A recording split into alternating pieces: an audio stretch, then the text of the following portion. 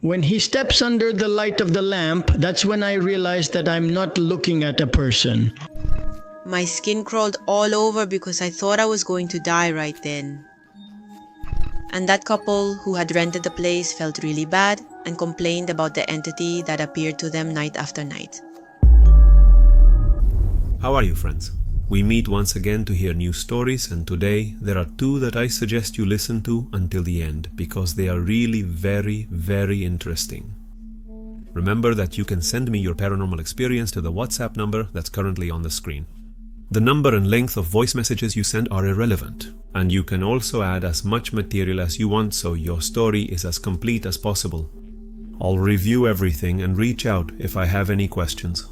I'll leave all the important links in a pinned comment and also in the description. As always, I invite you to my channel Who Was It?, where new and interesting cases are regularly added that you shouldn't miss. Anyway, check it out, subscribe and browse the channel because there are a lot of cases that you'll probably really enjoy. Friends, let's welcome Pocket Option, the sponsor of this video, and they invite you to fulfill some of your dreams. You can earn a little money in just a few minutes. Pocket Option has several indicators that help you a lot to trade, and it also has 4 models available. Quick Trading, Stock Trading, Forex MetaTrader 4 and Forex MetaTrader 5. But pay attention to a very important point if you don't know much about the subject. The great thing about this platform is that you can look for a successful user and copy their trades to have a much better chance of making profits. That means you don't have to know in order to make money. Profitable trades can be closed in 30 seconds, avoiding unnecessary risks that could hurt your profits. And it will allow you to see your earnings on your card. They have 24/7 support to help you with any questions or problems you may have. Daily free tournaments are held with a $250 prize pool. At Pocket Option, you'll find not just a place to trade, but you'll also discover a community of traders and learn a lot about the world of trading. If you like the idea and feel ready for this, I'll leave the Pocket Option link in the description and in a pinned comment. Register using my code and you'll get a 100% bonus on your first deposit. Thank you very much, Pocket Option. And now, let's continue with today's video. My name is Juan, and I'm going to tell you some things that I'm sure will leave you more than surprised. I'm from Villa Las Rosas in the province of Córdoba. For those who don't know, it's a town in Traslasierra, very picturesque and peaceful. A few years ago, I was in a band with some musicians and we used to rehearse a few times a week. It was mostly just a hobby to have a good time together. And of course, if we got a chance to play somewhere, we were more than ready, but that's another story. The thing is, the place where we practiced wasn't in Villa Las Rosas, it was actually in Las Tapias. So every time we got together, I would go over there and then come back home. The distance between these two towns is about 4.5 kilometers, and I always got around by bicycle. One night, after rehearsing and having something to eat, I started heading home very calmly, just like I always did. This provincial route is Route 14, also known as Avenida Libertad. But there's a section here called La Cuesta del Seminario because there's a Catholic training center where spiritual retreats, seminars, cultural gatherings and other activities are held. The thing was that I finished climbing this hill with my bike and immediately a straight stretch began that continues the road to Villa Las Rosas. Nothing had ever happened to me all the times I passed through this place, and believe me, I did it at every possible hour, even walking, but I had never seen or felt anything strange. It turned out that I saw, on this straight stretch on the left side, about 100 meters or so ahead, a person walking along the shoulder. What I thought at the moment was that it must be a neighbor, because here we all know each other, so it was strange not to know who it was. And possibly we could continue to Las Rosas, chatting and enjoying the night, which was quite nice. I kept pedaling along this straight path, getting closer and closer to this person. Up until that moment, I had no idea who it was. I keep pedaling. Without constantly focusing my attention on the person ahead, I looked back. Anyway, I was there humming some songs we had been listening to. So I was more immersed in that than in paying too much attention to the person ahead. The incredible thing is, and it gives me goosebumps to tell it, it was that when I was already very close to this person, I looked at them more closely to identify them and see if we knew each other or not. And it took me a few seconds to process what was happening. This person moves from the darkness of the road itself, passing under the streetlights that are placed every few meters. At that moment, I found myself in a completely unexpected situation.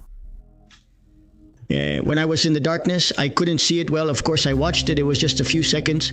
And that figure comes in, starts to come in slowly under the spotlight.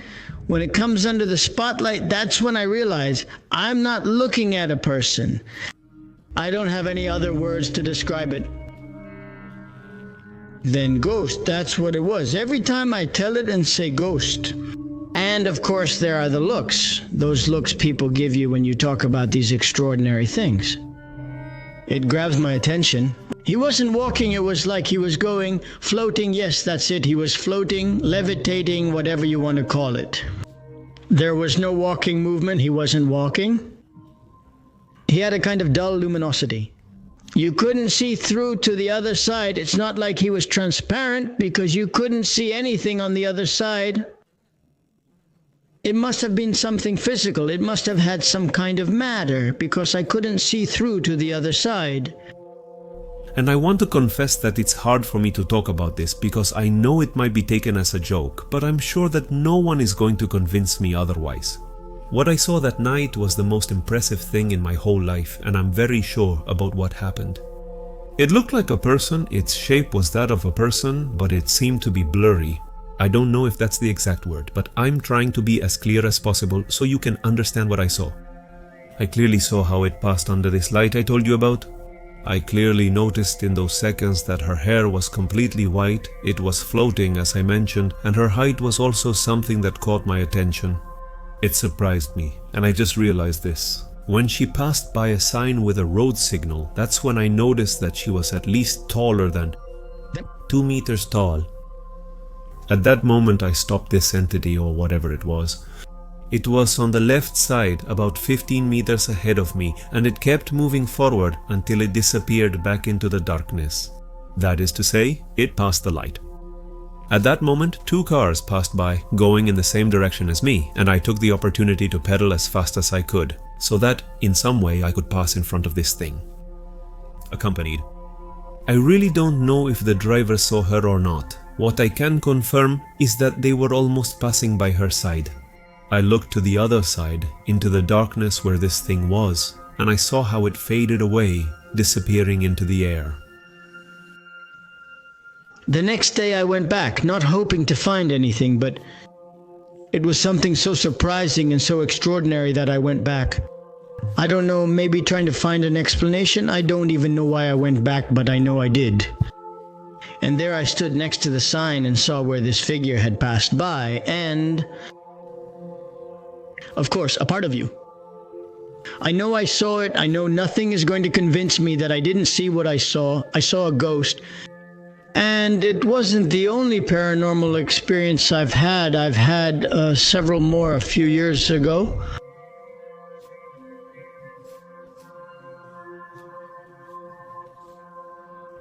I always believed that because of those fears, maybe natural in people, I believed there was something on the other side, that something else existed. No, I don't just suspect it. No, I know it.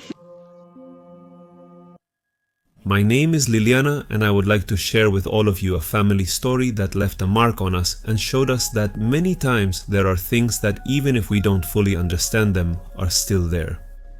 My family and I lived in a house in San Rafael in the province of Mendoza. My dad had bought this house from his brother. It was in very good condition and was our home for quite a long time. The property was very large, and above all, it was long. And it was when my brother was about to get married that the whole family decided to take advantage of this lot and build a house in the back for his wife and him. With this, he made it clear that the construction was completely new, on land where, at least as far as we knew, nothing had ever happened before. The thing was that the house was finished, they got married, and that's when everything changed. When they moved into this place, their whole life started to go downhill. Not only were they always in a bad mood, even though they were both very cheerful people, but they also started having problems at work with their health as a couple, problems in every way. As soon as they moved into that house, which I repeat was completely new, everything got worse. But apparently whatever was affecting them also started to affect us little by little, because out of nowhere things also started to go wrong in my house. I, for example, had gotten sick and the doctors had no idea what was wrong with me. My mom was anxious all the time, and my dad, to make matters worse, started feeling really bad. He had headaches, really strong body aches, and a high fever. The doctors couldn't give a clear and precise diagnosis until they got to the root of it.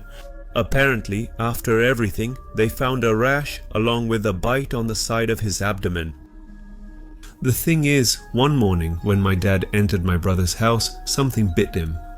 According to him, from what he could describe, it was a kissing bug, so it had transmitted Chagas disease to him.